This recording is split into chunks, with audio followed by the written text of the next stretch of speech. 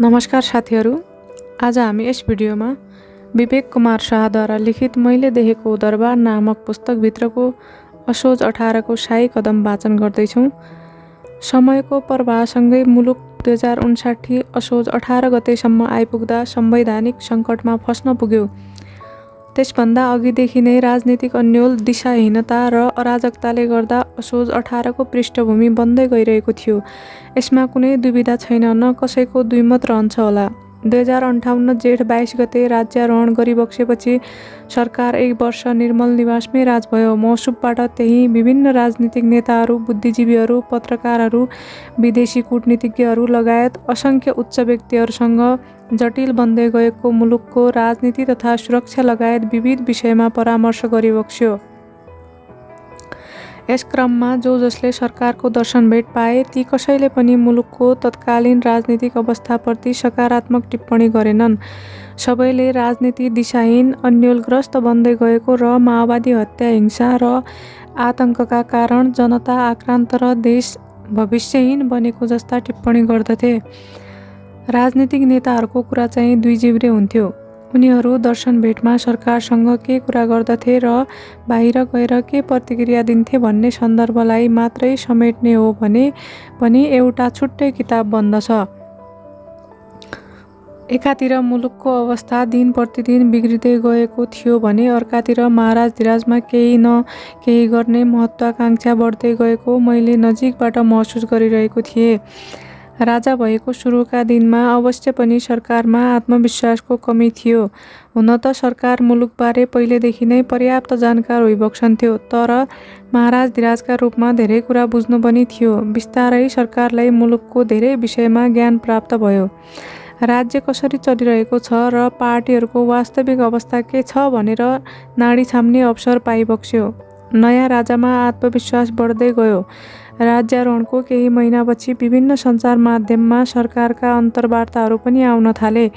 सरकारबाट बारम्बार हुकुम हुन थाल्यो, म दाइ जस्तो नेपालको अवस्थालाई ठुलो हेरेर बस्न सक्दिनँ, म कन्स्ट्रक्टिभ किङको भूमिका निर्वाह गर्छु। यस्ता भनाइलाई पनि मौसुफको मनस्थिति र भित्री इच्छा प्रकट हुँदै आएको हो। देशको अवस्था ज्यादै बिग्रेर जाँदा पनि राजा वीरेन्द्रबाट कुनै प्रभावकारी भूमिका निर्वाह गरिबक्सेन भनेर दरबारमा एउटा ग्रुपले सधैँ भन्दै आएको थियो। त्यसको प्रभाव राजा ज्ञानेन्द्रमा पहिलेदेखि नै थियो। मौसुफबाट राज्यारोहण गरिबक्सेको केही समयपछि देखि नै उक्त समूहले अब पनि राजाले किन केही नगर्ने भनेर दबाब दिइरहेको थियो। यस्ता दबाब र तत्कालीन परिस्थितिको पृष्ठभूमिमा मैले मुलुकमा प्रभावकारी र बलियो नेतृत्व दिनुपर्छ भन्ने हिसाबले सरकारमा सोच विकास हुँदै गएको म सहजै बुझिरहेको थिएँ। तर सरकारलाई मेरो सुझाव थियो, सरकार अवश्य पनि मुलुकको अवस्था दिन प्रतिदिन बिग्रदै गइरहेको छ अनि राज संस्थाको स्थिति पनि राम्रो हुन सकिरहेको छैन। यस्तो बेला सरकारबाट आफ्ना हरेक काम, कर्तव्य र अधिकार संवैधानिक सीमामा बसेर प्रयोग गरिबक्सनुपर्छ। तर म सरकारको सैनिक सचिव मात्र थिएँ। त्यसो भएकाले मेरा सुझाव सरकारबाट मान्नुपर्ने बाध्यता थिएन। मैले भने राजाले हुकुम बक्से बमोजिमका सबै कामहरू सरासर र इमान्दारीपूर्वक गर्नै पर्ने हुन्थ्यो। मैले जे सुझाव दिए पनि सरकारमा संविधानले दिए भन्दा पनि ज्यादा अधिकार प्रयोग गर्ने चाहना र इच्छा शक्ति विकास हुँदै गएको थियो। तर यसै गर्ने भन्ने कुनै योजना बनेको थिएन। राजदरबारमा महाराजधिराजको एकदमै नजिकको भनेका हामी केही सचिव मात्र थियौँ। हामी बाहेक राजाको कुनै गोप्य सल्लाहकार टिम भएको मलाई थाहा छैन। तर शरदचन्द्र शाह, प्रभाकर शमशेर जबरा, प्रभु शमशेर जबरा, वीरेन्द्र बहादुर शाह, लवराजा, सच्चित शमशेर जबरा, भरत केशर सिंह लगायतका केही व्यक्ति पुराना भारदारका हिसाबले सरकारको नियमित सम्पर्कमा थिए। त्यो नै राजाको सबैभन्दा भाइटल र नजिकको टिम थियो कि भन्ने पनि लाग्छ। यसै क्रममा सरकारबाट असोज 18 को केही महिना अगाडि नै केही निश्चित कामका लागि मलाई गोप्य टिम बनाउन हुकुम बक्सेको थियो। त्यसै अनुसार मैले आफ्नो जिम्मेवारी इमान्दारीपूर्वक सम्हालेँ। असोज 18 गतेका दिन सरकारबाट कुनै पनि किसिमको कदम चाल्नु उपयुक्त हुन्छ भन्ने ज्योतिषीहरूको राय आएको थियो। ज्योतिषीहरूले ग्रह नक्षत्र सबै हेरेर राति 10 बजेपछि शाही घोषणा गर्नु उपयुक्त हुन्छ भन्ने सुझाव दिएका थिए। अझ मसिनो गरी हेर्दा 10:45 शायद निस्कियो। त्यसै दिन दिउँसो 11:30 बजे सरकारबाट सबै सुरक्षा निकायका प्रमुखलाई दर्शन भेट बक्स्यो। मौसुफबाट उहाँहरूलाई विभिन्न विषयमा निर्देशन बक्सेको थियो।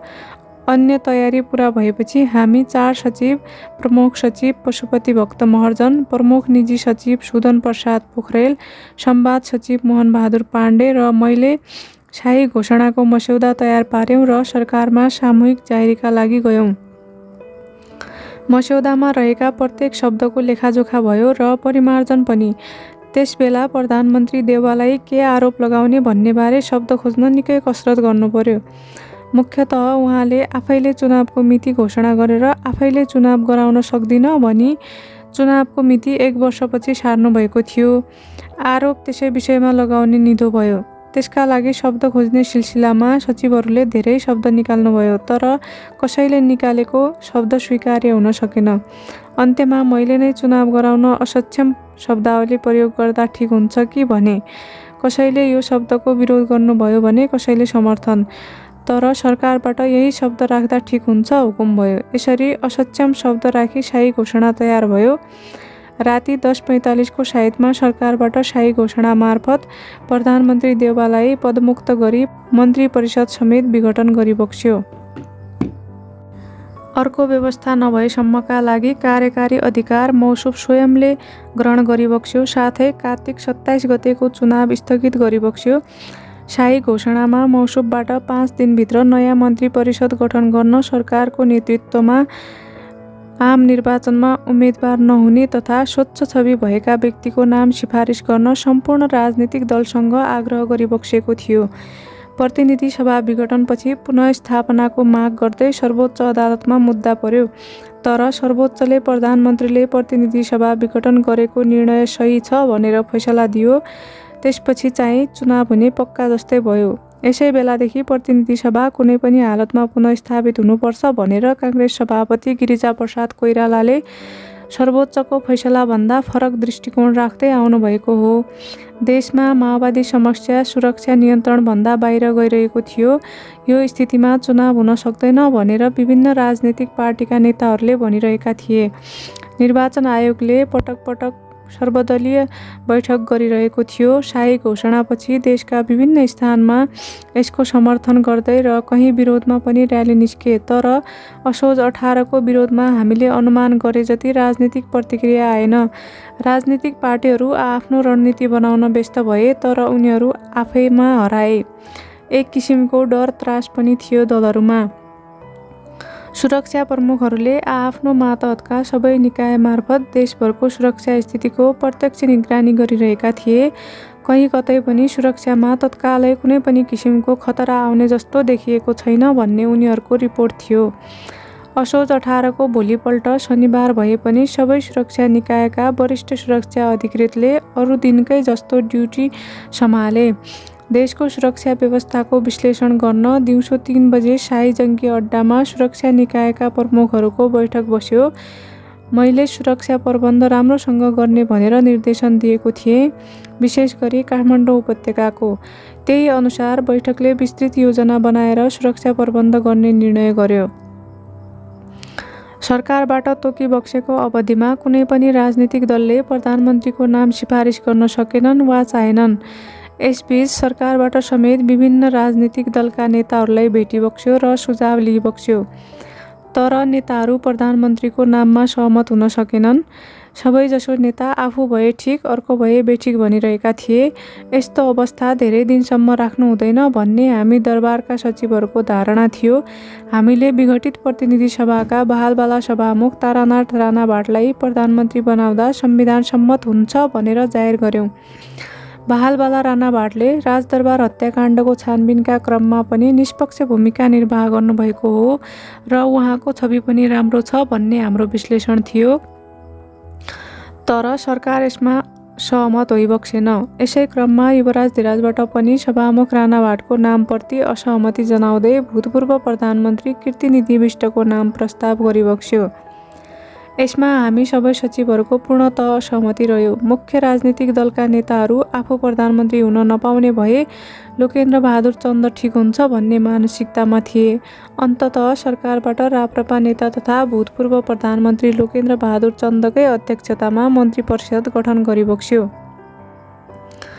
प्रधानमन्त्री लोकेन्द्र बहादुर चन्दलाई लिएका मुख्य 2 जिम्मेवारीमध्ये एउटा माओवादीसँग वार्ता गर्नु थियो भने अर्को ठुला राजनीतिक दललाई सरकारमा सामेल गराउनु थियो। प्रधानमन्त्री चन्दले यसका निम्ति काङ्ग्रेस सभापति गिरिजाप्रसाद कोइराला र एमाले महासचिव माधव कुमार नेपालसँग कुरा पनि गर्नुभएको हो। तर दुवैले आफ्नो दललाई चन्द सरकारमा सामेल गराउने रुचि देखाएनन्। 2054 सालमा आफूसँग सत्ता साझेदारी गरेको एमालेलाई सरकारमा सामेल गराउन प्रधानमन्त्रीले निकै ठुलो कसरत गर्नुभयो, तर उहाँका सबै प्रयास विफल भए। यसैबीच प्रहरी महानिरीक्षक प्रदीप शमशेर जबराले समेत एमालेलाई नै सरकारमा सहभागी गराउन पहल गर्नुभएको रहेछ। सायद प्रधानमन्त्री चन्दले नै उहाँलाई त्यो जिम्मेवारी दिनुभएको थियो। उहाँले के प्रस्ताव लिएर आउनुभयो भने उपप्रधानमन्त्री सहित गृहमन्त्रीको जिम्मेवारी दिए एमाले सरकारमा सामेल हुन तयार छ। उहाँका अनुसार एमाले नेता केपी शर्मा ओली उक्त पद पाए सरकारमा सामेल हुन तयार हुनुहुन्थ्यो। आइजिपी राणाको घर रौतहटमा पनि भएकाले सम्भवतः महासचिव माधव कुमार नेपाललाई उहाँले यसबारे जानकारी गराउनु भएको थियो। उहाँले ल्याएको प्रस्ताव मैले जस्ताको तस्तै सरकारमा जाहेर गरेँ। सरकारबाट हुकुम भयो, गृहमन्त्रीमा धर्मबहादुर थापा नियुक्त भइसकेकाले उनलाई हटाउँदा राम्रो सन्देश जाँदैन। त्यसकारण एमालेलाई उपप्रधानमन्त्री सहित अरू कुनै महत्त्वपूर्ण मन्त्रालय दिने गरी कुरा अगाडि बढाए हुन्छ। यसपछि एमालेले सरकारमा सामेल नहुने निर्णय गर्यो। यस प्रसङ्गमा दरबारको भूमिका अपरिपक्व थियो भन्ने मेरो विश्लेषण छ। दरबारले एउटा अवसर गुमाएको थियो। कुनै पनि राजनीतिक दल सरकारमा सहभागी नहुने अवस्था बन्दै गएपछि सामाजिक जीवनमा इज्जत र प्रतिष्ठा भएका स्वतन्त्र राजनीतिक व्यक्तिहरूलाई सरकारमा सामेल गराउने कुरा भयो। त्यसै अनुसार मैले पनि धेरै व्यक्तिसँग कुरा गरेँ। काठमाडौँ महानगरपालिकाका पूर्व मेयर केशव स्थापितसँग पनि कुरा भयो। उहाँले मन्त्री नहुने बरु काठमाडौँ महानगरपालिकाको मेयर हुने इच्छा व्यक्त गर्नुभयो। माओवादी समस्या समाधान सम्बन्धी उहाँको प्रस्ताव पनि रोचक लाग्यो। उहाँको योजना माओवादीमा लागेका युवाहरूलाई आम माफीसहित ऋण दिएर विदेशको रोजगारीमा पठाउने रहेछ। यसबीच केही राजनीतिक नेताहरू मन्त्री बन्न पाऊँ भनी दिनहुँ जस्तो फोन गरिरहेका थिए। सरकारमा बिन्ती पत्र चढाइरहेका थिए। एमालेमा कमल चौलागाई लगायत केही नेतासँग पनि मेरो कुरा भइरहेको थियो। प्रभावशाली मानिने कोही त उपप्रधानमन्त्री या राम्रो मन्त्रालय पाउने हो भने पार्टी छोडेर स्वतन्त्र हैसियतमै भए पनि सरकारमा सहभागी हुन्छु भन्दथे।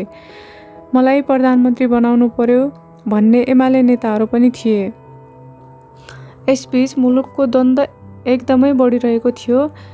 विभिन्न अन्तर्राष्ट्रिय संस्थाहरू हामी नेपालको द्वन्द्व समाधानमा भूमिका निर्वाह गर्छौँ भनेर आइरहेका थिए। यसै क्रममा वामपन्थी नेता पद्मरत्न तुलाधरले मलाई भेट्न खोज्नुभएको छ भनेर मेरा साथी डाक्टर दुमन थापाले भन्नुभयो। मैले महाराज धिराजको अनुमति लिएर 2059 मङ्सिर 19 गते बिहान उहाँलाई होटल साङ्ग्रिलामा भेटे। त्यहाँ तुलाधर, कार्यवाहक डेनिस राजदूतावासमा कार्यरत नेपाली स्टाफ शरद भट्टराई, डाक्टर दुमन र म थियौँ। भेटमा तुलाधरको प्रस्ताव थियो जेनेभामा बेस भएको सेन्टर फर ह्युमेनिटेरियन डायलग एसडिसी भन्ने संस्थाले नेपालको द्वन्द्व व्यवस्थापनका लागि प्रस्ताव गरेको छ। उसले यसबारे माओवादीसँग पनि कुरा गरेको छ। यो संस्थाले संसारका विभिन्न देशमा द्वन्द्व व्यवस्थापनमा काम गर्छ। मैले प्रधानमन्त्रीसँग कुरा गरेको छु। तपाईँले महाराज धिराजमा यो कुरा जाहेर गरिदिनु पर्यो। मैले भने सरकारमा म तपाईँका कुरा सरकारमा जाहेर गर्छु, तर सरकारबाट के हुकुम हुन्छ त्यो म अहिले भन्न सक्दिनँ। बरु यो कुरा अगाडि बढ्ने भयो भने तपाईँ आफै सरकारको दर्शन भेट गर्नुहोस् र सरकारमा जाहेर गर्नुहोस्। उहाँले मेरो कुरामा सहमति जनाउनुभयो। पद्मरत्नको प्रस्ताव के थियो भने सरकार र माओवादी बीचको वार्ता प्रक्रियामा जे जति खर्च लाग्छ त्यसको प्रबन्ध डेनिस दूतावासले गर्नेछ। एकदमै गोप्य रूपमा एउटा जहाज नेपाल ल्याइनेछ र त्यसमा चढाएर सरकारी टोली, माओवादी टोली तथा पर्यवेक्षकका रूपमा मानवाधिकारवादीहरूलाई स्विजरल्यान्ड लगिनेछ। त्यहाँ पहिले विभिन्न चरणमा अनौपचारिक रूपमा वार्ता गरिनेछ। वार्ता निश्चित सहमतिमा पुग्यो भने मात्र त्यसलाई औपचारिकता दिइनेछ। वार्ता सकारात्मक ढङ्गले अगाडि बढेन भने त्यसलाई त्यहीँ स्थगित गरिनेछ र माओवादीका नेतालाई पहिले जुन स्थानबाट ल्याइएको हो त्यही लगेर छाडिनेछ। उहाँको सम्पूर्ण प्रस्ताव मैले सरकारमा जाहेर गरेँ। सरकारबाट मलाई यही विषयमा प्रधानमन्त्रीले पनि भनेका थिए। प्रधानमन्त्रीसँग कुरा भइरहेकाले यस विषयमा तिमी चुप बस हुकुम भयो। सरकारबाट यस्तो हुकुम भएपछि मैले केही गरिरहनु परेन। प्रधानमन्त्रीले यो प्रस्ताव अगाडि बढाएर स्विजरल्यान्ड पठाउन मान्छे छान्ने समेत तयारी गरिरहनु भएको रहेछ। माओवादीसँग समेत यो विषयमा उहाँको एक चरण कुरा भइसकेको रहेछ। माओवादीसँग वार्ता गर्नु उहाँलाई दिएको एउटा मुख्य जिम्मेवारी छँदै थियो। यसका लागि प्रधानमन्त्रीमा बहाली हुनासाथ उहाँले विभिन्न व्यक्तिका माध्यमबाट प्रत्यक्ष या अप्रत्यक्ष पहल सुरु गर्नुभएको थियो।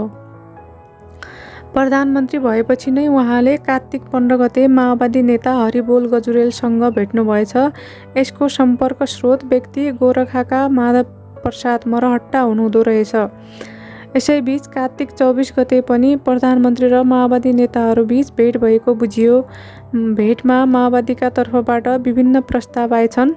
खास गरी माओवादीलाई आतङ्ककारी शब्दको प्रयोग नगर्ने, पूर्व सरकारले गरेको यस सम्बन्धी निर्णय फिर्ता लिने, वार्ताका लागि सरकार र माओवादी दुवैतिरबाट सार्वजनिक आह्वान गर्ने, सम्पूर्ण माओवादी बन्दीको स्थिति र नाम सार्वजनिक गर्नुपर्ने, बेपत्ता पारिएका माओवादी कार्यकर्ताको स्थिति सार्वजनिक गर्नुपर्ने तथा सरकार र माओवादी दुवैतिरबाट हतियार बिसाउने अर्थात् युद्धविराम गर्ने उनीहरूको प्रस्ताव रहेछ। प्रधानमन्त्रीले यो कुरा सरकारलाई जाहेर गर्नुभएको रहेछ। मलाई पनि यसबारे जानकारी आएको हुनाले मैले पनि सरकारमा जाहेर गरेँ। सरकारबाट यो विषयमा प्रधान सेनापतिको धारणा के रहेछ बुझ हुकुम भयो। मैले प्रधान सेनापति प्यारजङ थापासँग कुरा गरेँ। उहाँले भन्नुभयो वार्ताका लागि आह्वान गरे राम्रो हुन्छ, तर वार्ता अघि नै माओवादीले सम्पूर्ण आतङ्ककारी क्रियाकलाप बन्द गर्नुपर्छ। राजसंस्थाका विरुद्ध कुनै पनि किसिमको अभिव्यक्ति र प्रहार गर्न रोक्नुपर्दछ। श्री 5 को सरकारले सदाशयका साथ स्वीकार गर्ने कुनै पनि प्रस्तावमा माओवादीको रणनीतिक चाल लुकेको हुन सक्छ। यसमा ख्याल पुर्याउनुपर्छ। बन्दीको स्थिति सार्वजनिक गर्दा दुवैतिरबाट हुनुपर्छ अनि सुरक्षा फौजले शान्ति सुरक्षा कायम गर्न आफ्नो नियमित कारबाही जारी राख्न पाउनुपर्छ। तर त्यो माओवादीका विरुद्धमा लक्षित हुने छैन। सुरक्षा निकायका लागि आवश्यक सैन्य सामग्री ल्याउन लैजान या व्यवस्था गर्न रोकिनु हुँदैन। माओवादीले चन्दा सङ्कलन, हतियार ओसार पसार, जनसभा र जनकारबाहीका नाममा हुने कुनै पनि कार्य बन्द गर्नुपर्छ। यदि माओवादीले त्यस्ता कार्य गरेमा आपराधिक कानुन अन्तर्गत कारबाही गर्न सरकार तयारी अवस्थामा रहनुपर्छ। यसो भए मात्र माओवादीको चाल के हो बुझ्न सकिन्छ र माओवादीसँग वार्ता गर्न सकिन्छ। असोज 18 को शाही कदम यति नै। आगामी भिडियोमा हामी शान्ति स्थापनाको प्रयास वाचन गर्नेछौँ। सुन्दै गर्नुहोला। धन्यवाद।